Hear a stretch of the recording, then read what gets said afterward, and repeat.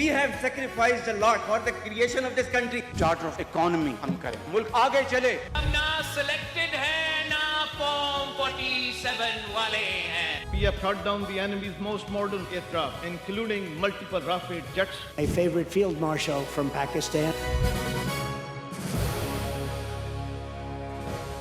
آپ دیکھ رہے ہیں خبروں، تبصروں اور تجزیات پر مبنی پاکستان کا سب سے معتبر نیوز شو آن مائی ریڈار کامران خان کے ساتھ.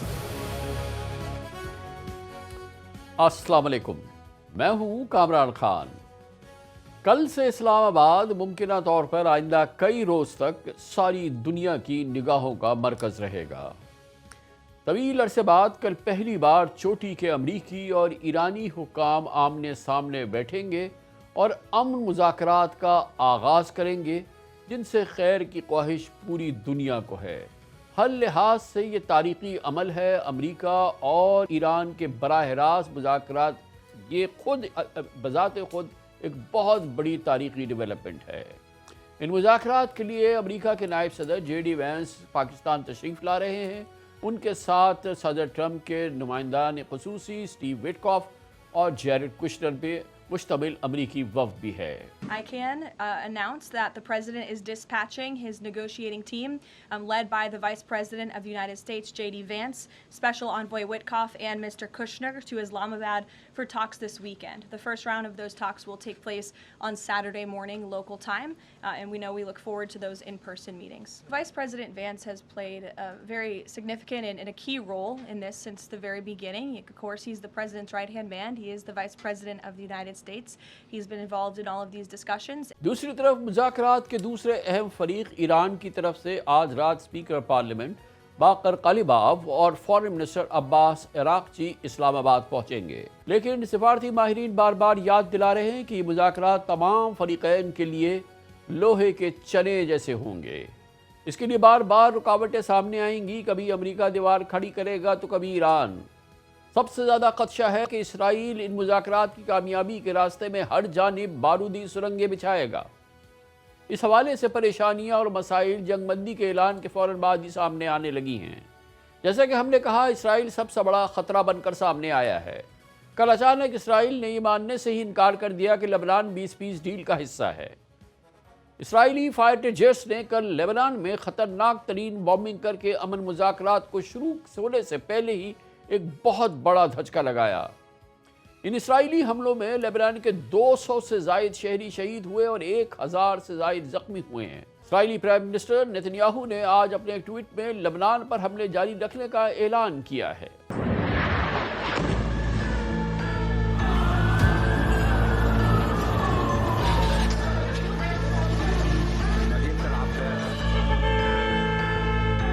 The IDF just carried out the largest strike against Hezbollah terrorists since the beginning of Operation Roaring Lion.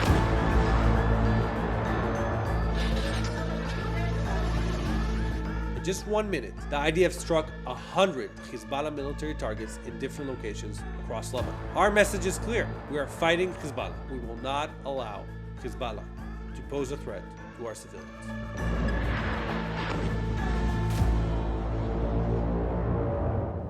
Important بات یہ ہے کہ امریکہ بھی اسرائیل کے اس موقف کی تائید کر رہا ہے. حالانکہ وزیر اعظم شہباز شریف کی سیز فائر کے حوالے سے کی گئی ٹویٹ میں واضح لکھا تھا کہ ایران اور امریکہ اپنے تمام ایلائز کے ساتھ لیبنان سمیت تمام فرنٹس پر فوری جنگ بندی پر تیار ہوئے ہیں. لیکن U S vice president J D Vance نے اپنے ایک بیان میں کہا ہے کہ لیبنان پیس پروسیس کا حصہ نہیں.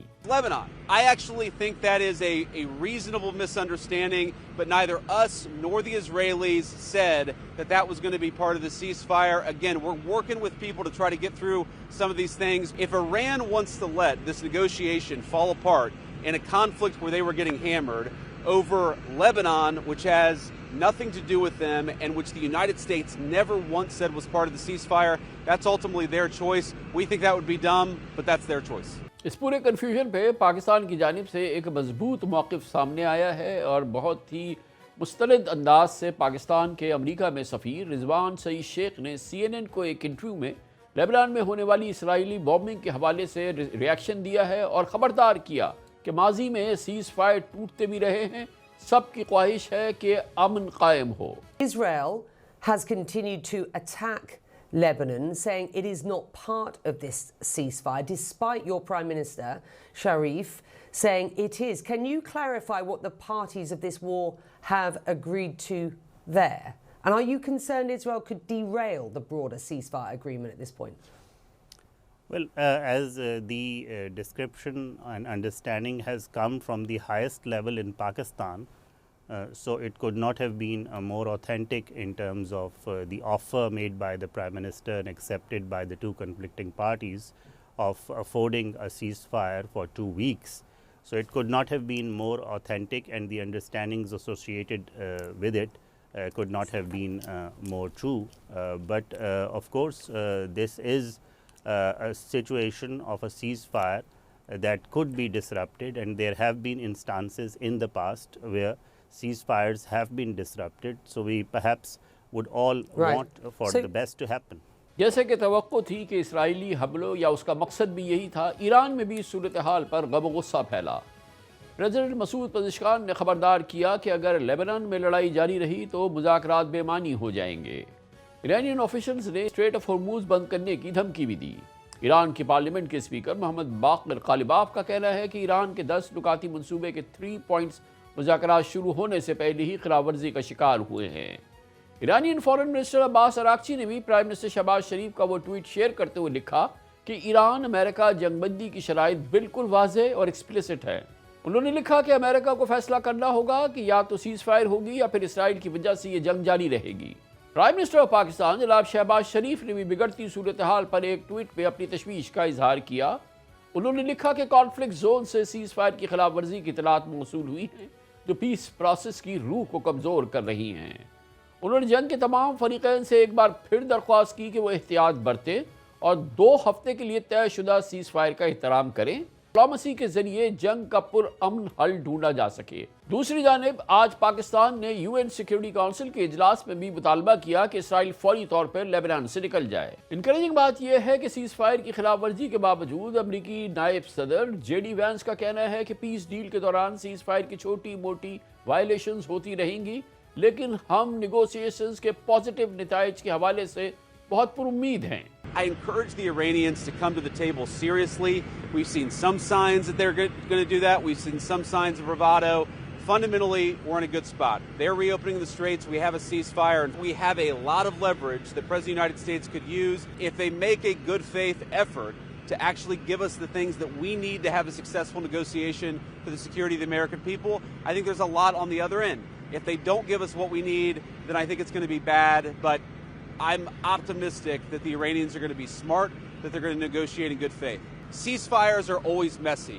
An hour after the president announced the ceasefire, the Iranians launched a bunch of missiles. Then the Israelis responded. Then some of the Gulf Arab states responded. This is the nature of a ceasefire. No ceasefire ever goes without a little bit of choppiness. What we have been very clear about is that we want to stop the bombing. We want our allies to stop the bombing, and we want the Iranians to do the same thing. आपने सुना vice president JD vents से बहुत मोहतात गुफ्तगू कर रहे हैं, positive बात कर रहे हैं, इनकरेजिंग गुफ्तगू कर रहे हैं। इसीलिए इस पूरे बैकग्राउंड के बावजूद सबसे अहम बात और सबसे अहम डेवलपमेंट ये है कि कल इस्लामाबाद में ईरान अमरीकी तारीखी मुज़ाकरात शुरू हो रहे हैं। पाकिस्तान की कोशिशों ने 6 हफ्ते से जारी इस जंग को रोकने में कलीदी किरदार अदा किया है। इंटरनेशनल मीडिया भी पाकिस्तान को इन नेगोशिएशंस की मीडिएशन के लिए आइडियल करार दे रहा है। Pakistan seemed to be a natural fit, and because of what was said to be a personal relationship between Asim Munir and the Speaker of the Iranian Parliament when he was a top commander in the IRGC, so a military-to-military contact, he was able to talk to his Iranian counterpart. And similarly, Shehbaz Sharif, the Pakistani Prime Minister, said he had an hour-long conversation with the President of Iran, Masoud Pezeshkian. So they've used their personal contacts, their brotherly relations, Islamic nations.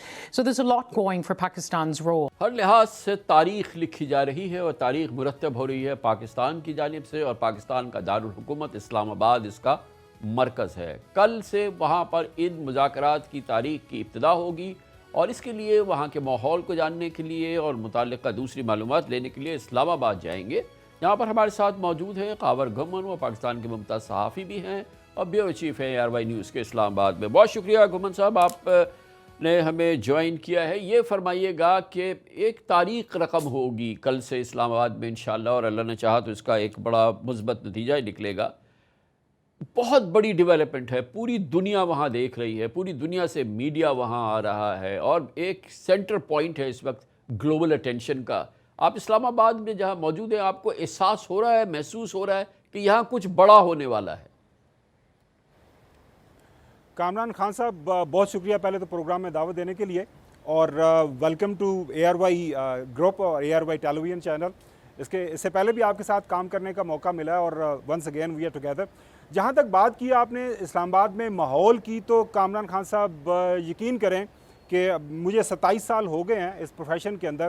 جو میں ماحول دیکھ رہا ہوں اسلام آباد کے مختلف جگہوں سے، جو ہمیں خبریں مل رہی ہیں، سفارتی حلقے ہوں، حکومتی حلقے ہوں، یہ تمام تر چیلنجز جو آپ نے اپنے ابتدائیے میں بتائے ہیں ان مذاکرات کے حوالے سے، ان کے باوجود ماحول بہت مثبت ہے، اپ بیٹ ہے، اور اچھے کی امید لگائے ہوئے ہیں. اور جس طرح آپ نے بتایا کہ جو ہے JD وینس وائس پریزیڈنٹ امریکہ کے آ رہے ہیں، ایک جو ہے بڑا ڈیلیگیشن ایران سے آ رہا ہے، اور تمام طرف سے یہ جو ابھی تک اس مذاکراتی عمل کو جاری رکھنے کے حوالے سے خبر ہے، تو یہ بہت مثبت پہلو ہے. اسلام آباد کی جب بات کرتے ہیں تو اسلام آباد ظاہر ہے پوری طرح تیار ہے. سیکیورٹی کے انتظامات ہیں وہ بہت ظاہر ہے اچھے طریقے سے ان کو کیا جا رہا ہے، اور موجودہ جو حکومت ہے along with ہماری جو اسٹیبلشمنٹ ہے فیلڈ مارشل سید عاصم منیر صاحب کی سربراہی میں، وہ تمام جو سیکیورٹی کے جو انتظامات ہیں ان کو ہائیسٹ لیول کے اوپر انشور کیا جا رہا ہے. فول پروف سیکیورٹی کے انتظامات رکھے جائیں گے تاکہ کسی بھی طرح کی کوئی کمی کوتاہی میزبانی کے لحاظ سے بالکل پیش نہ آئے. ہمارے اوپر کوئی ایسا کوئی انگلی نہ اٹھا سکے کہ پاکستان کو یہ موقع ملا. پاکستان اس وقت دنیا کا ایک مرکز نگاہ بنا ہوا ہے، خاص طور پر اسلام آباد شہر جو پاکستان کا دارالخلافہ ہے، تو وہاں سے کوئی ایسی کسی کی کمی کوتاہی کی خبر ہو. لیکن یہ بتائیں کہ ویسے کیا ڈے ٹو ڈے لائف کا کیا حال ہے؟ اور ظاہر ہے کہ آج تو پہلی رات ہوگی، اس کے بعد کل سے یہ آفیشیل ارائیولز وغیرہ شروع ہوں گے، یا پرہیپس آج رات کو ہو. تو ویسے کیا اسلام آباد میں اوور آل لائف جو ہے وہ آپ کو بالکل نارمل لگ رہی ہے یا سبڈیوڈ ہے؟ خان صاحب، جو ایڈوانس پارٹیز ہیں متعلقہ فریقین کی، امریکنز کی اور ایرانینز کی، وہ آلریڈی پہنچ چکے ہوئے ہیں، اور یہاں پہ ایک جو 7 سٹار ہوٹل ہے جہاں پہ یہ سارے لوگ اسٹے کر رہے ہیں، اس کی سیکیورٹی بہت سخت ہے.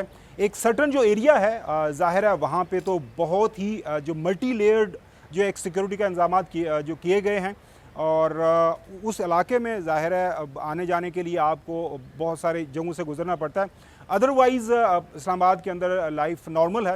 کچھ ایریاز ہیں جن کو کارڈن آف کیا گیا سیکیورٹی کے حوالے سے، باقی اسلام آباد جو ہے زندگی بڑے نارمل انداز سے آگے بڑھ رہی ہے. لیکن ظاہر ہے کسی بھی پاکستانی سے بات کریں، پاکستان اس وقت اسلام آباد میں خاص طور پر جو ہے لوگ ان مہمانوں کو جو ہے وہ خوش آمدید کہنے کے لیے تیار ہیں. اور سب سے بڑھ کر جس سے بھی بات کریں، آپ مارکیٹ میں جائیں، گھر کے اندر بات ہو رہی ہے، کسی بھی جگہ کے اوپر دوستوں کے اندر، تو ایوری بڈی از ہوپنگ کہ یہ جو اکٹھ ہونے جا رہا ہے اس سے ہمیں مثبت جو ہے خبر ملے، اور یہ جو مذاکراتی عمل، یہ جو سیز فائر جس میں پاکستان کا بہت ایک کلیدی کردار ہے، یہ پایا تکمیل تک پہنچے. اور یہ جو عارضی جنگ بندی ہے، مستقل جنگ بندی کے اندر نہ صرف یہ آگے بڑھ جائے، بلکہ جو ایگریمنٹ ہو وہ اچھے طریقے سے اس کے اوپر عمل درآمد ہو، ایران بھی خوش ہو جائے.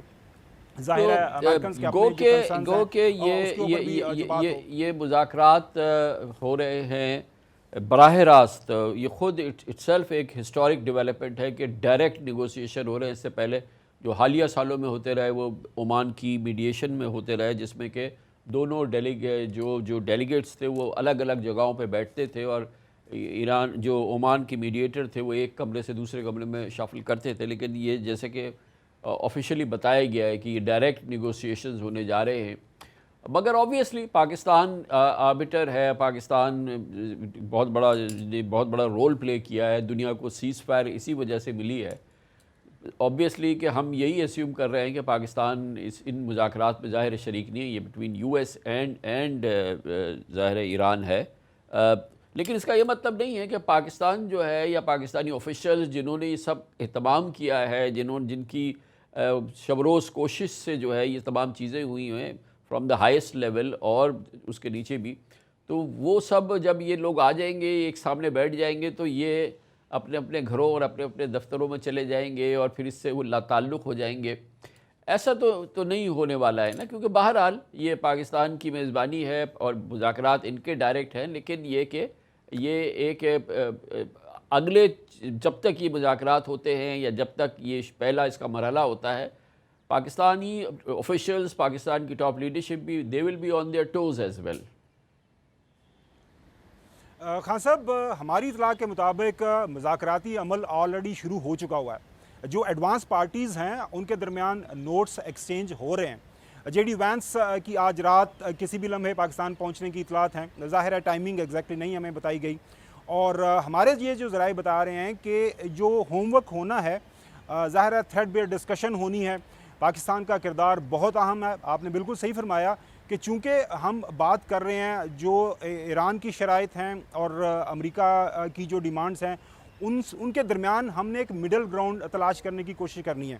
اور ساری دنیا کو اس بات کا علم ہے کہ کس طرح ایران نے ہماری بات سنی, کس طرح سعودی عربیہ نے ہماری بات سنی, ہماری ملٹری اور ہماری جو سول قیادت ہے کس طرح پچھلے 3-4 دن سے شب و روز وہ جاگ رہے ہیں اور رابطوں میں ہیں اور ایک ایک پوائنٹ کے اوپر بات چیت ہو رہی ہے. اور جس طرح پریزیڈنٹ ٹرمپ کا حالیہ جو لیٹسٹ بیان آیا وہ یہ کہہ رہے ہیں کہ یہ جو پوائنٹس سامنے زیر بحث ہیں وہ تو ہیں ہی نہیں, کافی زیادہ پوائنٹس کے اوپر ایگریمنٹ ہو چکا ہوا ہے. تو یہ بھی ایک بہت مثبت عمل ہے. میں اس لیے بھی یہ دیکھ رہا ہوں کہ یہ بہت مجھے اس سے اچھے کی امید ہے کہ نائب جو صدر ہیں امریکہ کے اگر وہ پاکستان آ رہے ہیں تو وہ ظاہر ہے یہاں پہ چائے پینے کے لیے نہیں آ رہے, وہ ظاہر ہے ایک فوٹو آپ کے لیے نہیں آ رہے. یہ بات بہت امپورٹنٹ ہے گھمن صاحب, کیونکہ جب اس قسم کے نیگوسیشنز ہوتے ہیں تو آبویسلی وہ ملٹی لیئرز ہوتے ہیں اور جو بیسک نیگوسیشنز ہوتے ہیں وہ تو بیک چینل پہ ہو رہے ہوتے ہیں. جب اس لیول کی اتنے سینسٹیو اتنے امپورٹنٹ جب نیگوسیشنز ہوں اور ہائیسٹ لیول کے لوگ اس وقت اس میں انٹر ہوتے ہیں جس وقت کوئی ایک ماحول یا ایک بہتری کی یا یہ کہ کوئی کنورجنس بن رہی ہو, کیونکہ یہ وائس پریزیڈنٹ کا خود آنا اور پہلے دن ہی ان کا اس میں شامل ہو جانا, اسپیکر کا آنا یا جو ایرانین فارن منسٹر ہے یا وہاں سے جو بھی لیڈ کرے گا, یہ ہم اسیوم کر رہے ہیں, ایکسپیرینس ہے ہماری, یہ معلومات نہیں ہے کہ بہت ساری چیزیں جو ہیں وہ گراؤنڈ لیول پہ ہو گئی ہیں جبھی تو پہلے دن سے وائس پریزیڈنٹ یہاں لینڈ کر رہے ہیں. کیونکہ اگر یہ چیزیں نہیں ہوتی تو وہ ان کا سب سے پہلے آنا تو امکان نہیں تھا. اس کا مطلب یہ کہ there has been some development and hope fully and تمام دعاؤں کے ساتھ کہ وہ کچھ پازیٹیو کچھ چیزیں شاید ہو چکی ہیں. آپ بالکل درست فرما رہے ہیں, اور تاریخ یہی بتاتی ہے کہ جب اس لیول کے جو لوگ آج شامل ہوتے ہیں جب اس طرح کے ایگریمنٹس کے اندر نیگوسیشنز کے اندر تو کافی زیادہ کام ہو چکا ہوتا ہے. یہاں سے بھی ہمیں خبریں ہمارے سفارتی ذرائع یہی بتا رہے ہیں, جو ایرانی سفارتی ذرائع ہیں ان کے قریب جو لوگ ہیں, پاکستانی جو حکومتی لوگ ہیں, امریکنز جو ظاہر یورپ کے جو سفارتکار ہیں, یقین کریں سارے لوگ اب بیٹ ہیں, مثبت ہیں. نائب جو صدر امریکی کی پاکستان آمد کے حوالے سے دے آر ہوپ فل کہ اچھے کی امید رکھنی چاہیے. اور کچھ لوگوں سے جو ہماری بات بھی ہوئی ہے وہ یہی بتا رہے ہیں کہ صدر ٹرمپ ظاہر ہے ان کی میگا موومنٹ وہ وار کے حق میں نہیں تھی. دے ایکسپیکٹڈ سم, وہ جلدی کچھ نتائج کی ان کو امید تھی. وینزویلین ٹائپ آف آپریشن ان کے نظر میں تھا. اب وہ سارے کا سارا آپ نے دیکھا آج 40-41 دن ہو گئے ہیں, تو امریکہ ہر گزرتے دن کے ساتھ اس جنگ کے اندر جو پھنس رہا تھا. تو پریزیڈنٹ ٹرمپ اس جنگ سے نکلنا چاہ رہے ہیں. ون لائنر یہ ہے.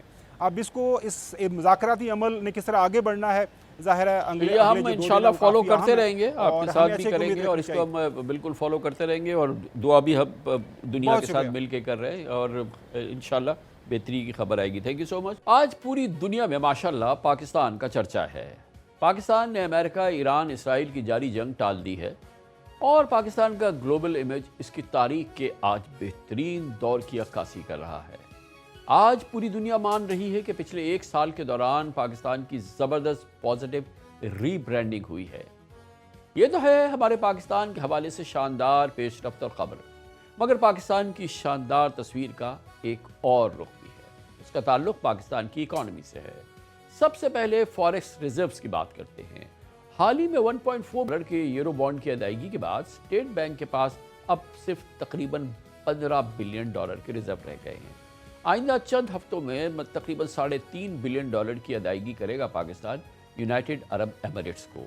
گویا تقریباً ایک ماہ کے اندر IMF قسط کی وصولی کے بعد پاکستان کے فارن ایکسچینج ریزروز تقریباً 12.5 بلین ڈالر رہ جائیں گے۔ پاکستان کا ہمیشہ سے ایک بڑا مسئلہ بیرونی قرضے ہیں جو ایکسٹرنل ڈیٹ ہمارا ہے۔ 31 دسمبر 2025 یعنی پچھلے سال کے آخر تک یہ 138 بلین ڈالر ہو چکا تھا۔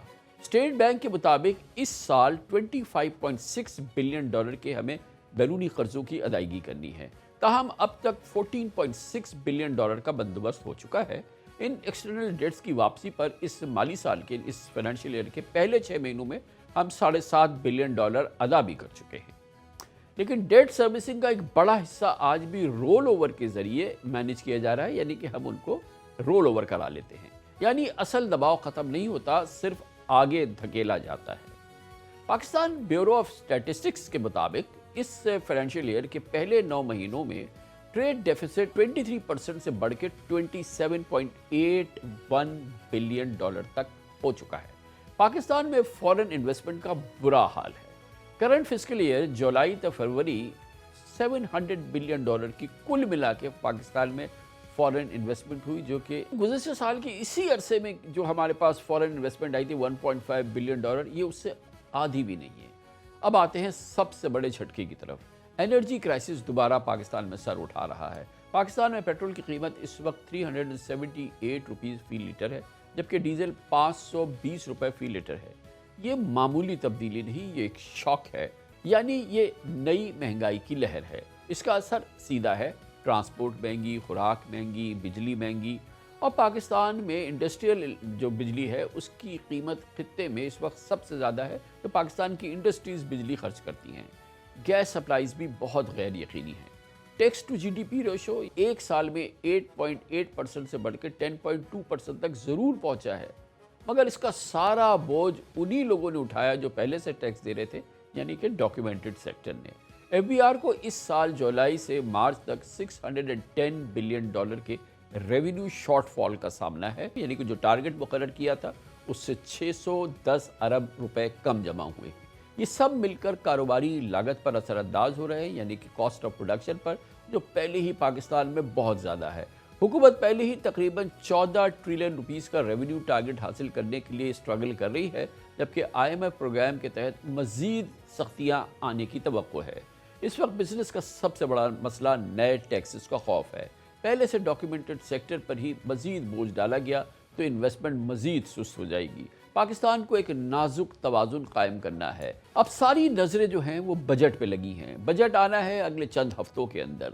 پاکستان کی اکانومی کو اس کے گلوبل برانڈ کے ہم پلہ بنانا پاکستان کی سول ملٹری لیڈرشپ پر 25 کروڑ پاکستانیوں کی پہلی ترجیح ہونی چاہیے۔ اس سبجیکٹ پہ بات کرنے کے لیے آج میں نے دعوت دی ہے۔ ہمارے ساتھ موجود ہیں جناب محمد علی ٹھبا، چیف ایگزیکٹو آفیسر، پاکستان کے سب سے بڑے پرومیننٹ بزنس گروپ لکی گروپ کے چیف ایگزیکٹو۔ بہت بہت شکریہ محمد علی ٹھبا صاحب، آپ نے ہمیں جوائن کیا ہے۔ یہ فرمائیے گا کہ آج جس وقت ہم بات کر رہے ہیں، الحمدللہ پاکستان کا برانڈ جو ہے پوری دنیا میں چمک رہا ہے۔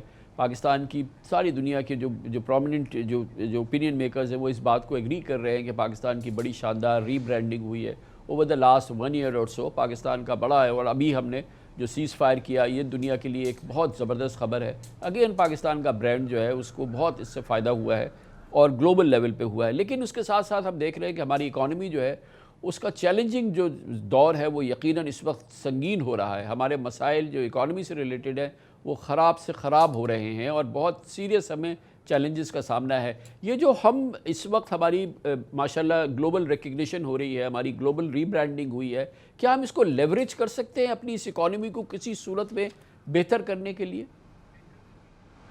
تھینک یو کامران بھائی۔ جس طرح آپ نے انٹرو میں بتایا کہ ڈپلومیسی فرنٹ میں پاکستان کو بہت بڑی کامیابی حاصل ہوئی ہے، اور یہ بڑی ہماری لیڈرشپ کی انتک محنت ہے جو انہوں نے دن رات اس پہ کام کیا، نیگوسیشنز پہ کام کیا، اور میں اپنے دل کی گہرائیوں سے پرائم منسٹر صاحب شہباز شریف صاحب کو مبارکباد دیتا ہوں، فیلڈ مارشل صاحب سید عاصم منیر صاحب کو مبارکباد دیتا ہوں، اور vice prime minister deputy prime minister Ishaq Dar صاحب کو بھی کہ یہ ایک بہت بڑی کامیابی پاکستان کو حاصل ہوئی ہے اور یہ پورے ملک کے لیے خوشی کی بات ہے. اور جس طرح سے آپ نے بتایا کہ اب پاکستان کو جو ایک کسی ہمارے جو دشمن ممالک جو پاکستان کو آئسولیٹ کرنا چاہتے تھے وہ خود ہی آئسولیشن کی طرف جا رہے ہیں, اور یہ وہ کامیابی ہے جو آئی تھنک پاکستان اپنی ہسٹری میں ہمیشہ اس کو یاد رکھے گا انشاءاللہ.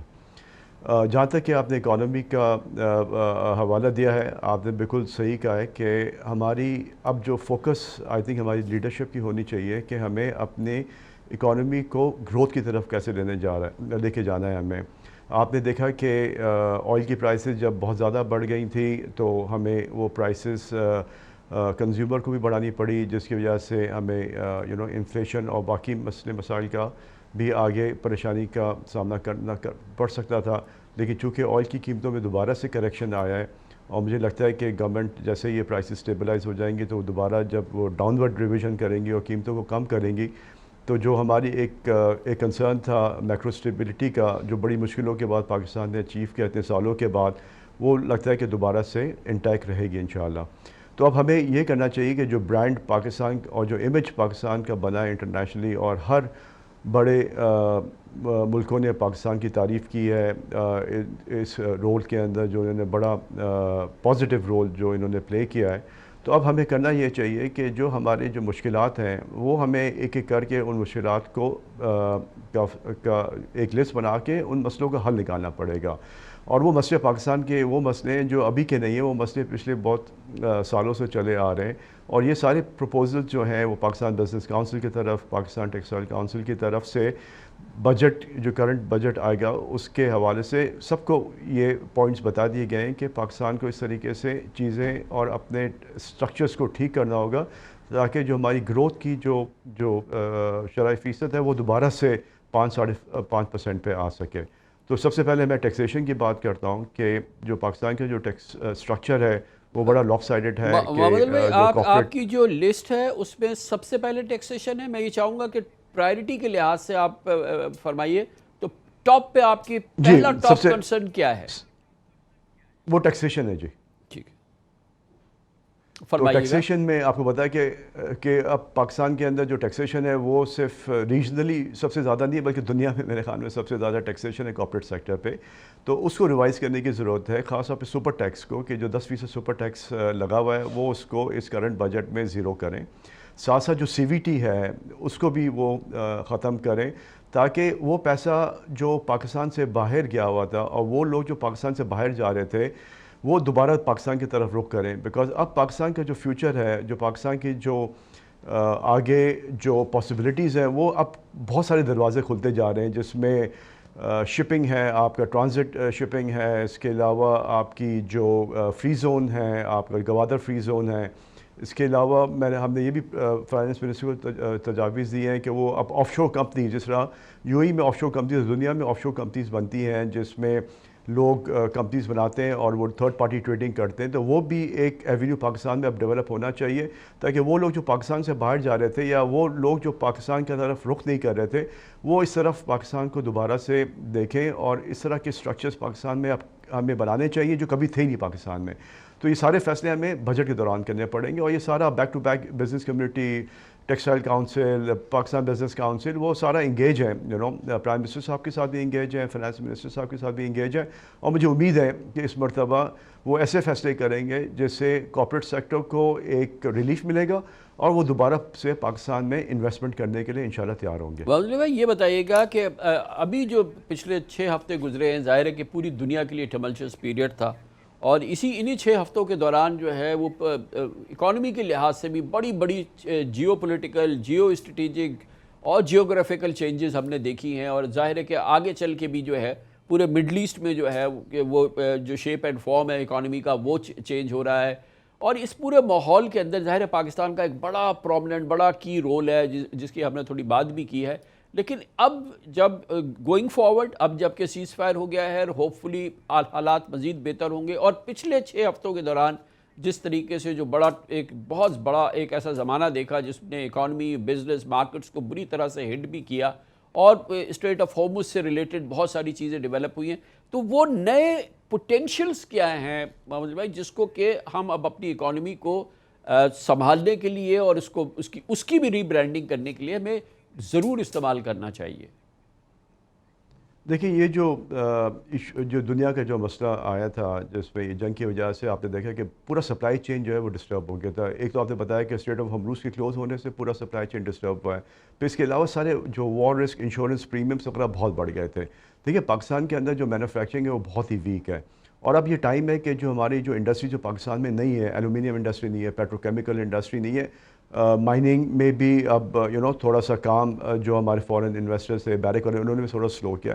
تو آئی تھنک ہمیں ان سب انڈسٹریز کو دوبارہ سے فاسٹ ٹریک پہ لے کر جا کے ایک پالیسی بنا کے کہ وہ انڈسٹری جو پاکستان میں نہیں ہے, جو امپورٹ سبسٹیوشن بھی کے علاوہ اگر اس طرح کے اللہ نہ کرے کبھی حالات پیدا ہوں تو پاکستان کے پاس وہ انڈسٹریز موجود ہونی چاہیے تاکہ وہ ہم انڈسٹری کی جو پروڈکٹ ہے وہ پاکستان سے ایکسپورٹ کریں اور پاکستان کے لیے ایک نیا ایونیو کریٹ کریں جس میں مینوفیکچرنگ ہے, جس میں شپنگ کا آپ نے بتایا کہ ٹرانزٹ آپ کا ہب ہے, آپ کی آف شور کمپنیز ہیں, فری زون کمپنیز ہیں, وہ سب جب کمپنیز اور پالیسیز آپ بنائیں گے تو لوگ خود بخود پاکستان کے اندر انویسٹمنٹ کرنے کے لیے آئیں گے, بیکاز باہر جو ابھی حالات ہیں وہ اتنے پازیٹیو نہیں ہیں. اور پاکستان کے حالات آپ نے دیکھا کہ ڈیورنگ دس ٹربل پیریڈ وہ اسٹیبل رہے. ٹھیک ہے, تھوڑے سے آئل پرائسز کی وجہ سے ہم نے قیمتیں وغیرہ بڑھانی پڑی جس کا تھوڑا سا انفلیشن پہ امپیکٹ ہے, پر اس کے علاوہ سیکورٹی, لا اینڈ آرڈر, باقی سارے مسائل پاکستان کے اندر بڑے اسٹیبل رہے.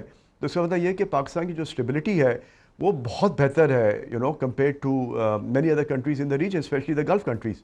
تو ہمیں دوبارہ سے اب ان انویسٹمنٹس کو پاکستان کی طرف لانا پڑے گا, لیکن میں نے کہا جس طرح کہ ٹیکسیشن کو ٹھیک کرنا پڑے گا, پالیسیز کو آپ نے لانگ ٹرم بنانی ہوگی, وہ پالیسی آپ نہیں بنا سکتے جو شارٹ ٹرم ہو. آپ نے اب 10 سے 20 سال کی پالیسی بنانی ہے تاکہ وہ انویسٹمنٹس آئیں پاکستان میں جس کا لانگ جسٹیشن پیریڈ ہے پے بیک کا. وہ انڈسٹریز نہیں جو 2-4 سال میں پے بیک ہو جاتی ہے, وہ انڈسٹریز ہیں جس میں 8 سے 10 سال کا پے بیک پیریڈ ہے. ریفائنریز کو اپگریڈ کرنے کی ضرورت ہے تاکہ ہم اپنی جو ریکوائرمنٹس ہیں وہ انڈیجینس مینوفیکچرنگ ریفائنری کے تھرو, مائننگ کے تھرو پورا کریں رادر دین کہ ہم اس کو امپورٹ کے تھرو پورا کریں. دوسرا ایگریکلچر ہے کہ پاکستان کے اندر ایگریکلچر کے اندر بہت بڑا اسکوپ ہے. ہمیں انشور کرنا چاہیے کہ جو ہماری فوڈ سپلائی ہے, جو ہماری جو پیداوار ہے وہ پوری ہم پاکستان کے اندر پیدا کریں رادر دین کہ ہم سویا بین اور باقی سارے پام آئل جو امپورٹ کر رہے ہیں اس کا سبسٹیٹیوٹ پروڈکٹ پاکستان میں ڈیولپ کریں تاکہ فوڈ سیکیورٹی پاکستان کی ہو جائے, کہ اس طرح کے حالات میں پاکستان کو کبھی ڈر خوف نہیں ہو کہ کبھی کوئی پورٹ بند ہو جائے, کوئی آپ کا پیسیج بند ہو جائے کہ ہمیں اس طرح کی چیزیں کہاں سے ملیں گی. وہ سارے ایکشنز ہمیں لے کے اس کی لسٹ بنا کے پرائم منسٹر صاحب کو اس کو چیئر کرنا چاہیے, اس کی سب کمیٹیز بنا کے ان انڈسٹریز کو, ان پروڈکٹس کو امپورٹ سبسٹیٹیوشن کے تھرو ہمیں پورا مکمل کرنا چائی تاکہ. اور تیسرا انرجی ہے کہ ہماری جو پاور ہے وہ بھی ہمیں اب 100% جو ہے انڈیجنس طرف آنا پڑے گا, جس میں نیوکلیئر ہے, ہائیڈرو ہے, تھرکول ہے, پاکستان کی جو اپنی انڈیجنس گیس ہے اس کے تھرو ہمیں اپنی پوری پاور کی جو ریکوائرمنٹ ہے وہ پوری کرنی چاہیے رادر دین کہ ہم امپورٹڈ گیس کی طرف جائیں یا امپورٹڈ کول کی طرف جائیں. وہ سارے ایونیوز کو اب ہمیں چینج کر کے دوبارہ سے پاکستان کی جو انڈیجنس سپلائی ہے اس کو اسٹرانگ کر کے, اس کو ڈیولپ کر کے وہ سارے جتنے بھی فوڈ سیکیورٹی, واٹر سیکیورٹی, آپ کی انرجی سیکیورٹی, مینوفیکچرنگ کی سیکیورٹی, وہ ساری اب ہمیں میک شور کرنی چاہیے کہ وہ 100% جو ہے وہ پاکستان پیداوار کرے اور پاکستان میں انویسٹمنٹس ہو تاکہ ہمارا امپورٹ بل بھی کم ہو اور ہمارا جو فوکس ہے وہ زیادہ سے زیادہ ایکسپورٹ گروتھ کی طرف ہو, امپورٹ سبسٹیٹیوشن کی طرف ہو اور مینوفیکچرنگ کی طرف ہو. تو یہ جو آپ نے بہت ہی کریٹیکل ایلیمنٹس بتائے کہ پاکستان کی اکانومی اپنے پاؤں پہ کیسے کھڑے ہو, پاکستان کیسے جو ہے وہ موسٹ کروشل چیزیں, کریٹیکل چیزیں جو ہیں ہمیں, جو آپ نے اس کی لسٹ بتائی وہ آپ نے سامنے رکھی. یہ بتائیں کہ اس کو ہم کیسے کمپلیمنٹ کر سکتے ہیں, کیسے ہم اس کو انشور کر سکتے ہیں, اور کیا ہم جو ہماری نئی ری برانڈنگ ہوئی ہے اس کو لیوریج کر سکتے ہیں, کیونکہ دیکھیں اب یو ایس کے ساتھ ہمارا پہلے بہت اچھا تھا اور بہت اچھا ہو گیا ہے, سعودی عربیہ کے ساتھ پہلے بہت اچھا تھا اور اچھا ہو گیا, دوسری عرب اسٹیٹس کے ساتھ بھی پاکستان کا گلف اسٹیٹس کے ساتٹ بہت اچھے اس دوران پچھلے 1 مہینے کے دوران بہت اچھا ہوا, چائنا کے ساتھ اور اچھا ہو گیا.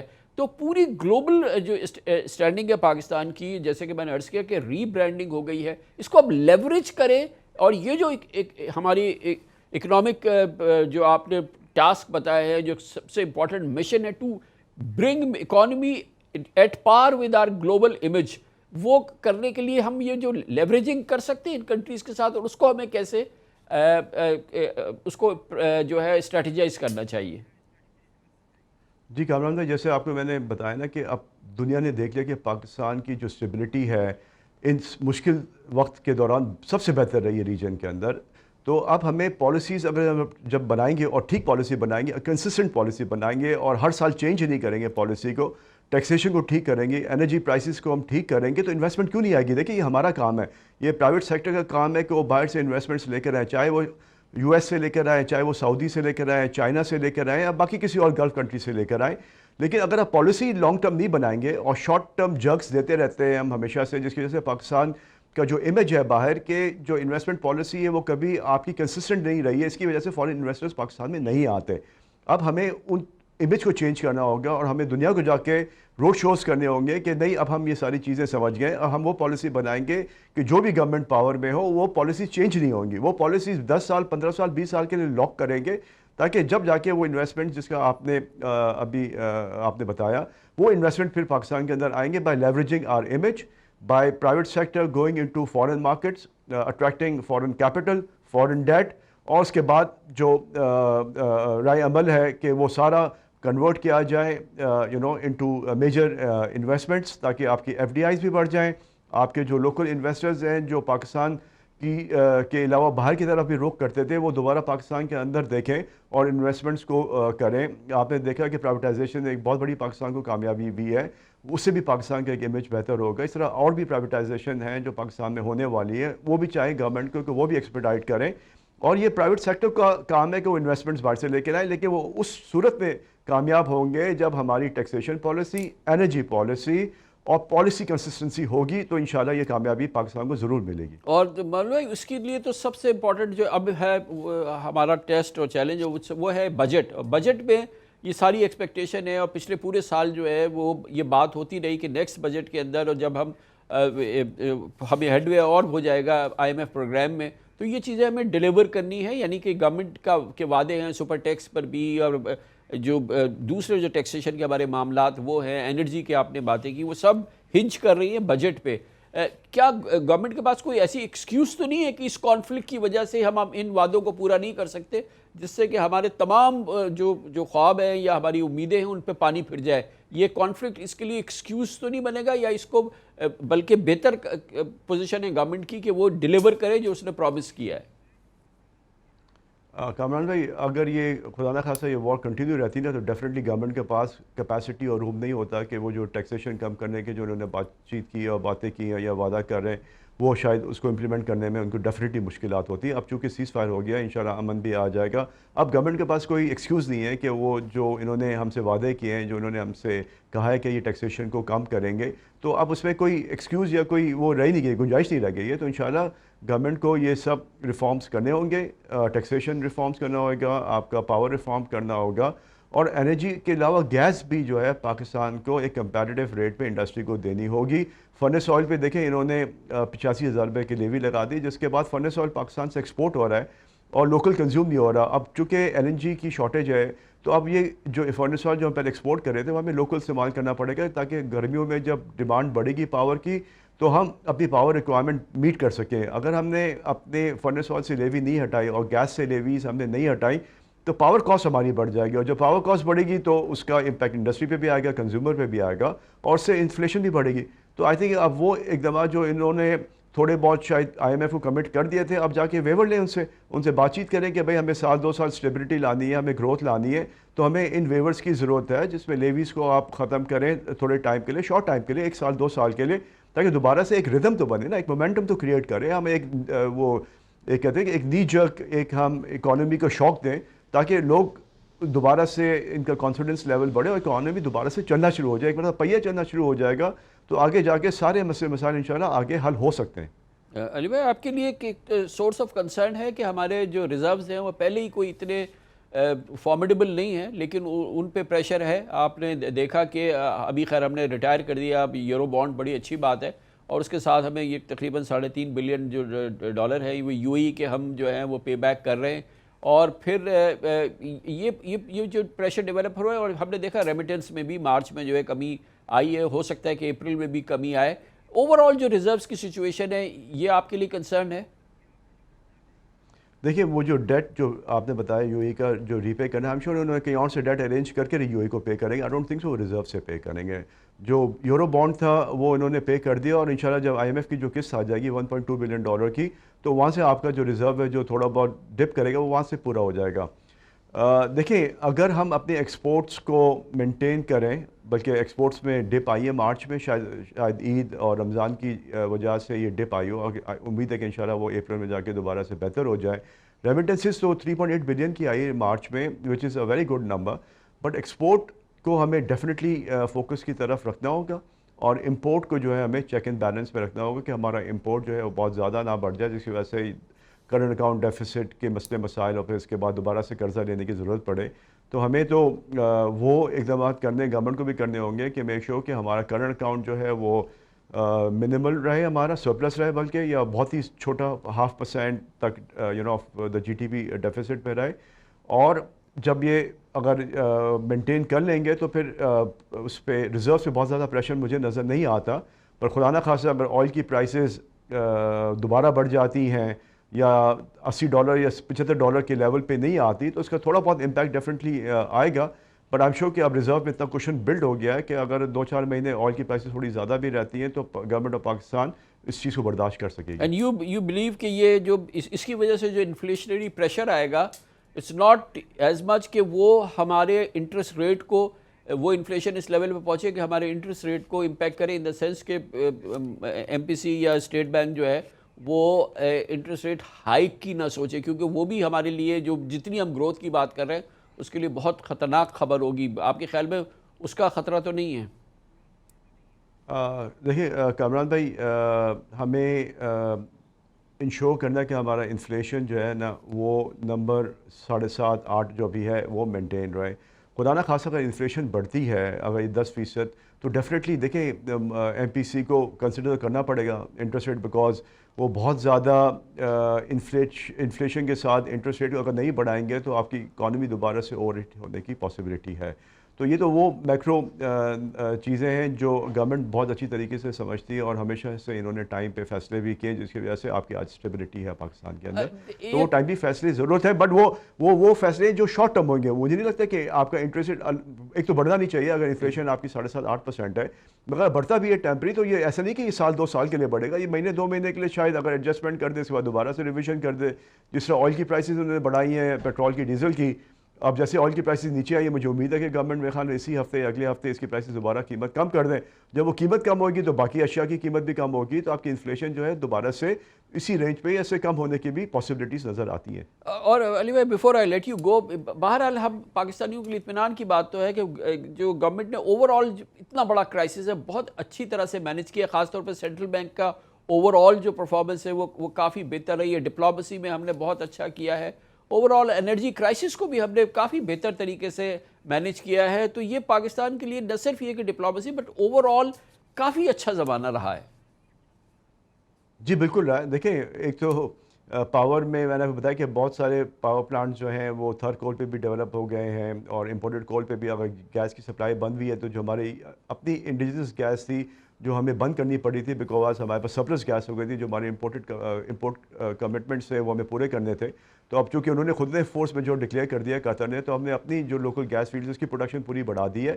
تو وہ ہم نے مینیج کر لیا، اور میں نے کہا کہ آگے جب سمر میں ڈیمانڈ بڑھے گی تو ہمیں جو باقی ایونیوز ہیں فرنس آئل وغیرہ اس سے لیوی وغیرہ ہٹا کے، اور گیس کی جو لوکل گیس کی لیویز ہے اس کو ہٹا کے ہمیں وہاں سے بھی اپنی ریکوائرمنٹس کو پورا کر سکتے ہیں. تو ہمارے پاس ریسورسز اویلیبل ہیں، اور جب ضرورت پڑے گی آئی ایم شیور گورنمنٹ اس کو کرے گی. بٹ جو فرنس آئل وغیرہ کی لیویز اور گیس کی جو لیویز ہے اس کو گورنمنٹ کو جو ہے وہ امیجیٹلی ان کو ختم کر دینا چاہیے فار ٹیمپرری ٹائم. میں نہیں کہ پرماننٹ ختم کر دیں، لیکن 1-2 سال کے لیے ویور لے لیں آئی ایم ایف سے.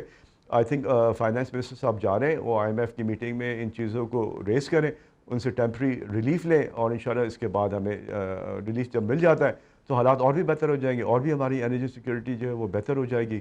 اور جو ہمارے جو سوچ ہے وہ انشاءاللہ جو بالکل ہی منفی طرف چلی گئی تھی جب یہ وار کا ٹائم چل رہا تھا، اب یہ ساری نیگیٹیوٹی ختم ہو گئی. انشاءاللہ پازیٹیو حالات ہیں، اور انشاءاللہ مجھے امید ہے کہ آگے بھی پازیٹیو رہیں گے. Thank you very much sir, बहुत बहुत शुक्रिया। जनाब मोहम्मद अली ठब्बा हमारे साथ मौजूद थे, चीफ एग्जीक्यूटिव के सबसे बड़े बिजनेस ग्रुप लकी ग्रुप के साथ। इसके साथ ही हमारे आज के प्रोग्राम का इख्तिताम होता है। कल आपसे फिर मुलाकात होगी इंशाअल्लाह। कल तक के लिए कामरान खान को इजाज़त। अल्लाह हाफ़िज़ नासिर।